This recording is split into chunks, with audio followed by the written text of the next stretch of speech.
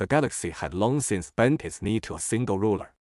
Worlds that had once flown their banners with pride now lowered them at the sight of his crest, a symbol etched in blood and fear across 1,000 star systems.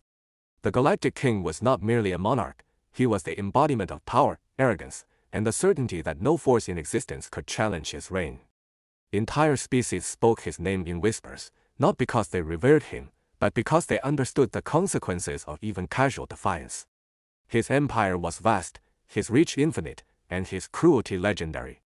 Those who resisted were not merely defeated, they were erased, their history reduced to footnotes in a scroll meant only to glorify his victories.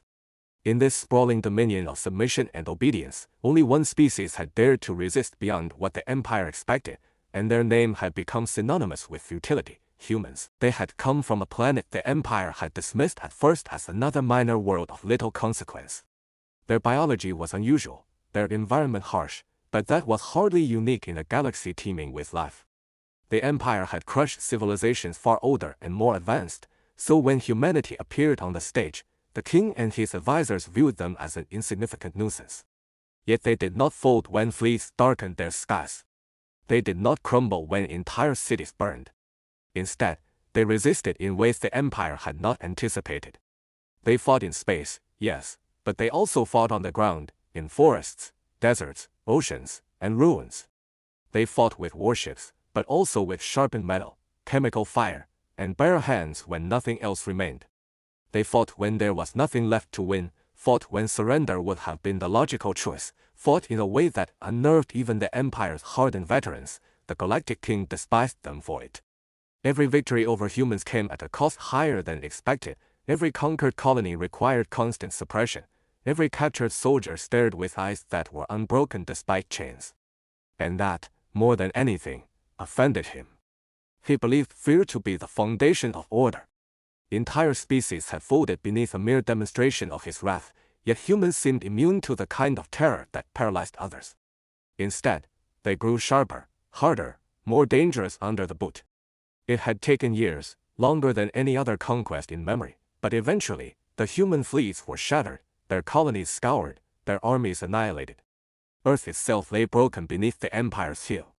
To the king, this was not simply victory, it was a personal triumph, the extinguishing of an irritant that had mocked him with defiance for too long. The announcement was made galaxy-wide. Humanity was finished. Their warriors had been taken alive, not out of mercy, but to demonstrate the futility of opposing him. There was to be a grand display, a spectacle broadcast across every major system, where the last of humanity's soldiers would be paraded as prisoners.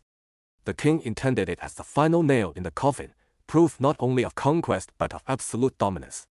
The galaxy was to see what happened to those who resisted, and in their humiliation, the king sought to erase any spark of rebellion from the minds of others. When the day arrived, the capital world was transformed into a theater of obedience. Vast banners of the royal crest hung from spires that stretched into the clouds. Streets were lined with citizens drawn from dozens of species, their voices raised in a chorus of enforced celebration. Military processions marched with mechanical precision, war machines rumbled down avenues, and at the center of it all was the massive court plaza, a structure designed to broadcast both grandeur and fear. The king sat upon his elevated throne, adorned with jewels mined from conquered worlds, his robe heavy with the weight of stolen wealth. His gaze was sharp and cold, surveying the crowd like a predator eyeing prey. The humans were brought forward in chains. They were gaunt, marked with scars from battles and imprisonment, yet they walked with a posture that defied the image of broken slaves.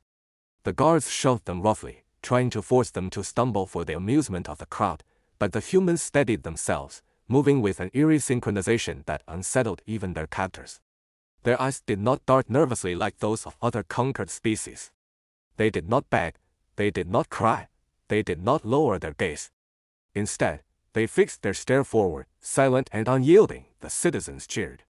They hurled insults in dozens of tongues, laughed at the sight of shackled Deathworlders who had once dared to think themselves equal to the Empire. They saw frail bodies, emaciated by starvation, bruised from captivity, and assumed this was proof of the king's triumph. But beneath the jeers, there was unease. Those eyes steady, cold, alive did not belong to defeated creatures. They belonged to predators watching, waiting. Few noticed. Fewer cared. The king noticed, but his arrogance twisted the observation into mockery. He rose from his throne, the plaza falling into silence at the motion. His voice, amplified by the court's technology, thundered across the space and into the countless systems tuned to the broadcast.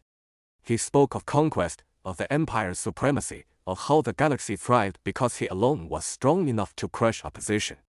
He pointed to the humans as living proof that even the most defiant could be broken. He spoke of their fragility, their mortality, their smallness in the vastness of the stars.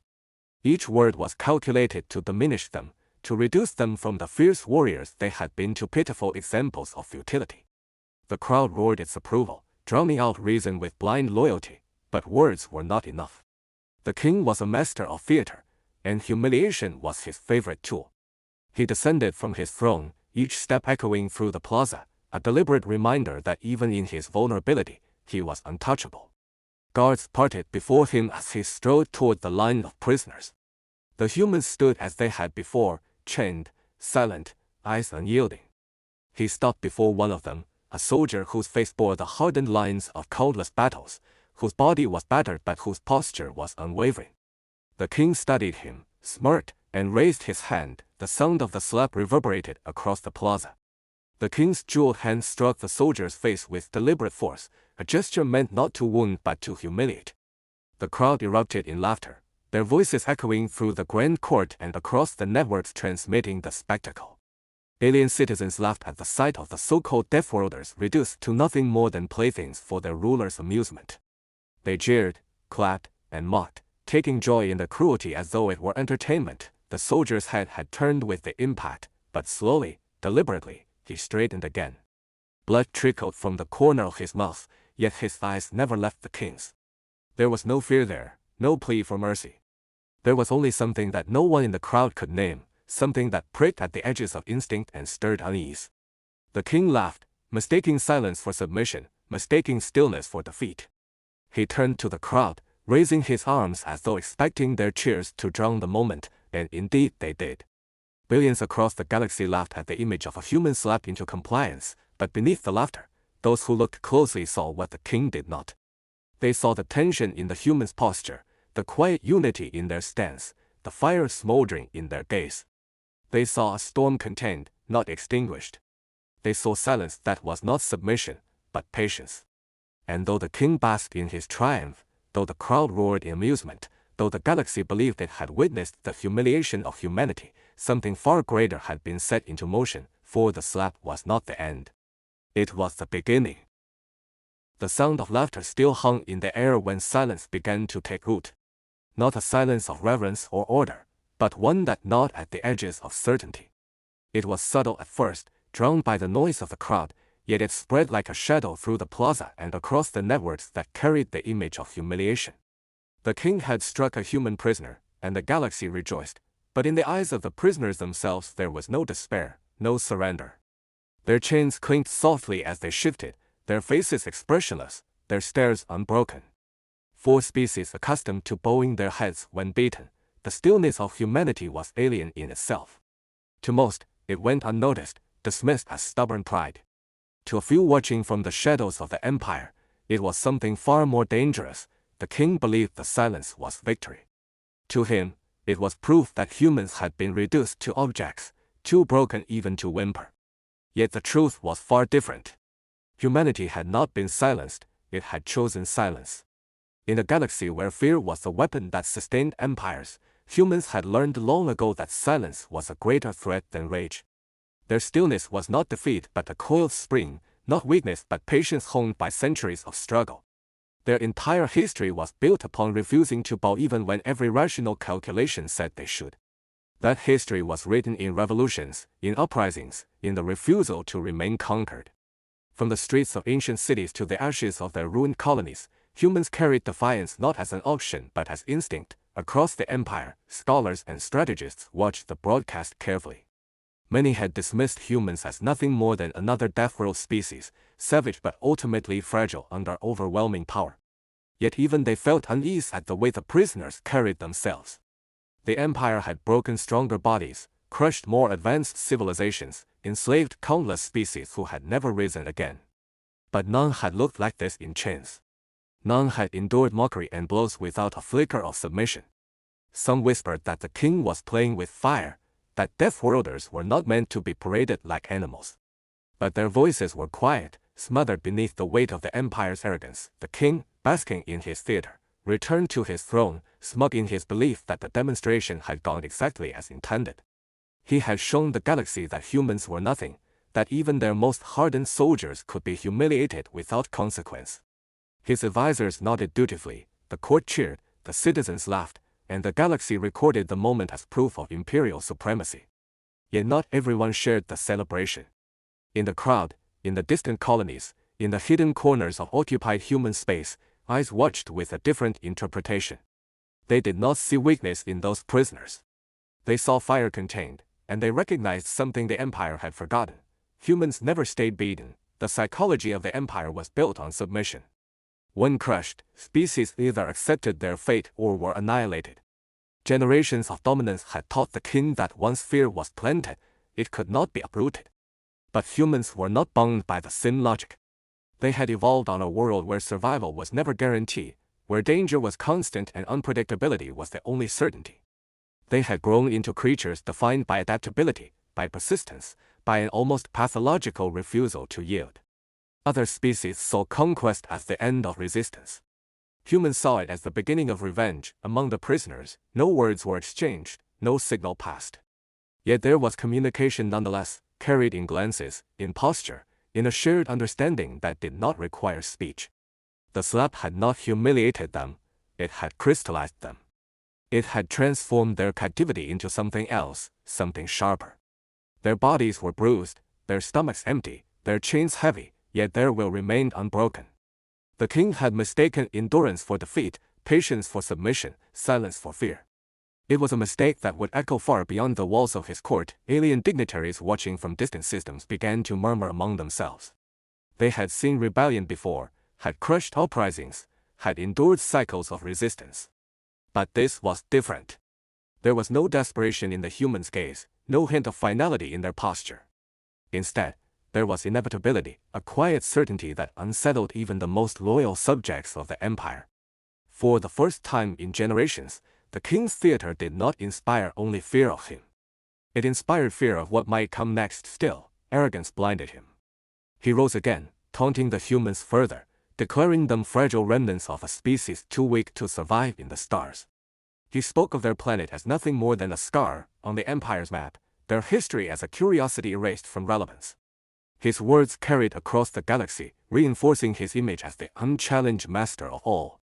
But the more he mocked, the more the prisoners stood unmoving, and the more that silence dug into the instincts of those who knew what Deathworlders were capable of. Laughter began to feel forced. Cheers began to fade into murmurs.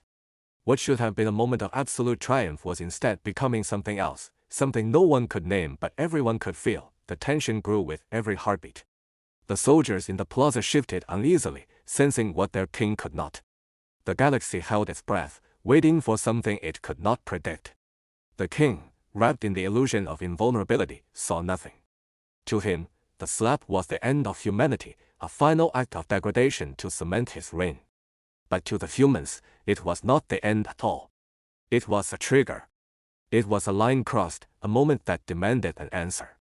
And when humanity answers, it does not whisper. It roars. The galaxy had seen humans fight wars they could not win, survive conditions no one else endured, rise from ruin again and again. But it had never seen what happens when humiliation is added to defeat. That was the element no calculation accounted for, no strategist predicted, no tyrant understood. Humans do not accept humiliation. They transform it. They weaponize it. And once that process begins, there is no stopping it. The king had not merely struck a man in chains, he had struck a species across every world, across every colony, across every battlefield where blood had been spilled. The echo of that slap was not confined to the plaza. It reverberated across the galaxy, and in its wake, the air grew heavy with inevitability. The prisoners shifted again, subtle movements barely visible to the untrained eye. Their muscles tensed, their breathing synchronized, their eyes locked not on the king but on one another. A message passed between them without sound. The moment was near. The crowd continued to cheer, oblivious, while guards stood rigid, confident in their weapons, blind to the storm gathering at their feet. The Empire believed it had broken humanity. In reality, it had tempered them. The king smirked, gesturing to the galaxy as though presenting his trophies, and declared the end of human resistance once and for all. His words echoed into the silence of the prisoners, but silence was no longer submission. It was anticipation. The king did not know it, but the balance of power in the galaxy had already shifted. The humiliation meant to erase humanity had instead lit the fire that would consume him. The moment stretched, the tension unbearable, the air itself charged with expectation. Then came 5 seconds. 5 seconds that would change everything. 5 seconds in which the galaxy's laughter turned to horror. 5 seconds in which the arrogance of a king dissolved into the terror of a man who realized too late what he had unleashed. 5 seconds in which the chains of humanity ceased to matter, and the legend of their defiance was reborn.